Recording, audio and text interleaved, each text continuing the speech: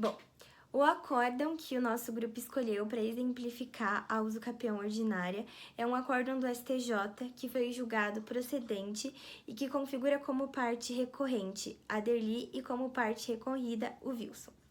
Tudo começou no Tribunal do Rio Grande do Sul, quando o pedido da Derli de uso capião ordinário foi considerado improcedente pelo fato de não preencher um dos requisitos do artigo 1242. Segundo esse artigo, para ser considerado uso capião ordinário, é preciso de uma posse mansa, pacífica e ininterrupta com animus domini, mais justo título e boa-fé. E segundo a decisão do tribunal, não existia justo título. A decisão é fundamentada no argumento de que, mesmo que a Derli tenha um contrato particular de promessa de compra e venda consolidado pelo tabelião, ele foi assinado pelo cônjuge do proprietário. Então, isso não se configuraria como justo título.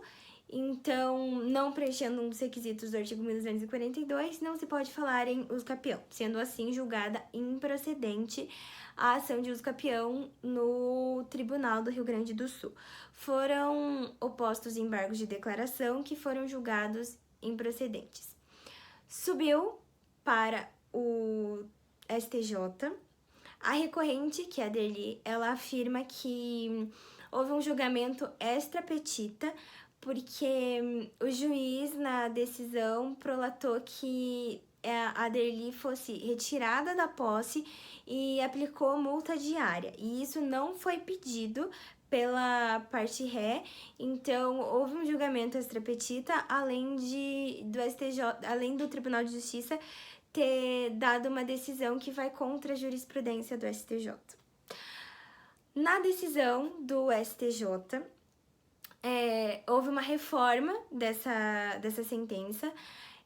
O STJ considerou sim como justo título, baseando-se na própria jurisprudência do STJ, baseando-se em algo consolidado pela doutrina e também de enunciado das jornadas de direito civil, o enunciado 86, que diz que qualquer ato jurídico que em tese possa transferir a propriedade é considerado justo título. Então, a decisão foi reformada e a discussão toda do processo era o justo título, porque todos os outros requisitos eram considerados procedentes. Houve uma posse mansa, pacífica e ininterrupta e com animus domini e boa-fé. Aí a discussão era com base no justo título. O STJ considerou, sim, esse justo título, então a Derli, ela preencheu todos os requisitos da uso capião, passou-se os 10 anos, tudo certinho, então foi reconhecido o direito, consolidado, porque o direito já existia, da uso capião, e ela acabou ganhando essa causa, foi consolidado isso pelo STJ, e foi essa a decisão do Tribunal Superior de Justiça. O STJ também baseou a decisão dele para considerar e reconhecer o justo título do artigo 1242 em outras decisões e na jurisprudência do próprio Supremo Tribunal, de que existem casos em que há estelionatários que enganam pessoas fazendo contratos, promessas de compra e venda, indo no tabelião e enganando essas pessoas, e esses contratos, inclusive de estelionatários, que não existe nenhuma relação deles com a propriedade, são sim reconhecidos o justo título desses pseudoproprietários que foram ludibriados. Então, não seria nesse caso, que não seria considerado justo título, não seria reconhecido. Qualquer pessoa no lugar da Derli consideraria que era proprietária do imóvel.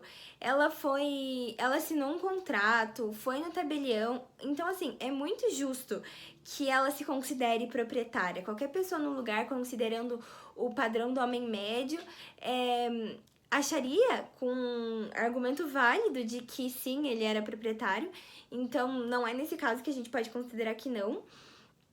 Então, com base nisso, também o Supremo Tribunal reconheceu que, sim, existe justo título.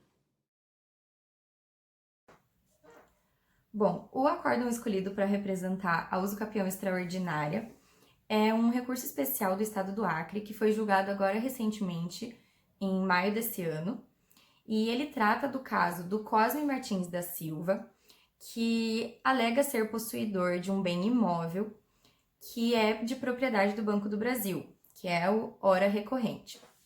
Ocorre que o Cosme ocupa esse imóvel já faz muitos anos e ele preenche os requisitos da usucapião extraordinária, haja vista que a posse dele sobre o bem é de mais de 20 anos. E ele já teria entrado no imóvel antes de 1997, ano em que mudou a propriedade do bem. Até 1997, esse bem era da Granja Bela Vista e que, em decorrência do decreto de falência, foi leiloado e adquirido pelo Banco do Brasil. No tribunal de origem, na primeira instância, a usucapião extraordinária foi concedida ao Cosme por ele preencher os requisitos do artigo 1238, que é o artigo da usucapião extraordinária. Seriam esses requisitos: a posse mansa, pacífica, ininterrupta, incontestada e com animus domini, pelo prazo mínimo de 15 anos, até o momento da propositura da ação. Em primeiro grau, no momento de produção de provas, de especificação da produção de provas, o Banco do Brasil não solicitou essa produção e também não contestou as provas trazidas pelo autor, que seriam provas testemunhais de 4 pessoas, dentre elas vizinhos e pessoas também funcionários da granja, ou seja, pessoas que já conheciam o Cosme desde antes de 1995, o que comprova que ele já estava no bem desde essa época. Além disso, as testemunhas trazem no depoimento que nunca viram algum funcionário do Banco do Brasil ou alguma notificação, algum tipo de contestação a essa posse, o que vem a comprovar que a posse do Cosme cumpre com todos os requisitos. O Banco do Brasil, insatisfeito com a sentença, recorreu ao Tribunal do Acre, que manteve o entendimento, no sentido de que Cosme realmente preenchia com os requisitos da usucapião extraordinária e teve decisão com esse entendimento. E, novamente, o Banco do Brasil, então, recorreu ao Tribunal Superior e, além de alegar que a posse do Cosme não era mansa e não preenchia com os requisitos do artigo 1238, trouxe também a questão de ter algumas dívidas sobre o imóvel, que incidiam desde a época que a granja era proprietária do bem. No entanto, essas questões pecuniárias não são discutidas em ações possessórias, e ainda que fossem, não impediria a aquisição por meio da usucapião do autor. Sendo assim, sob esses argumentos e também com base na súmula 7 do STJ, que diz que não são admitidas em recurso as demandas que exigem reexame de prova, o recurso especial foi negado e o grupo entende que essa decisão está em conformidade com os entendimentos jurisprudenciais, os entendimentos dos doutrinadores e também em consonância com a própria letra da lei. Vou falar um pouco sobre o acórdão que o nosso grupo escolheu sobre o usucapião especial urbana. Trata-se de um recurso especial ao STJ, no qual foi proposta uma ação, ajuizada por Geraldo Gilmar Rafael e Margarete Brandão da Silva Rafael, em face de Joana Baum e Romeu Baum. Bom, nessa ação, os autores pretenderam receber a usucapião do bem imóvel que eles ocupavam, imóvel esse que é o objeto dessa ação apresentada. Esses autores explicaram que cumpriram todos os requisitos para ser considerado usucapião especial, sendo eles ocupar por mais de 5 anos ininterruptos a posse do imóvel com boa-fé, de maneira incontestada e com animus domini.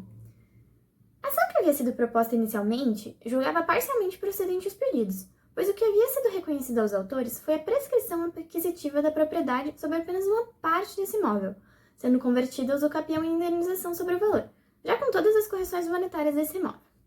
Foi dada essa decisão pela forma que o imóvel era utilizado, Pois apesar dos autores terem pleiteado a área total do imóvel, no decorrer da ação ficou comprovado que apenas parte dessa área era utilizada para a moradia deles e que o restante do espaço era utilizado para fins comerciais.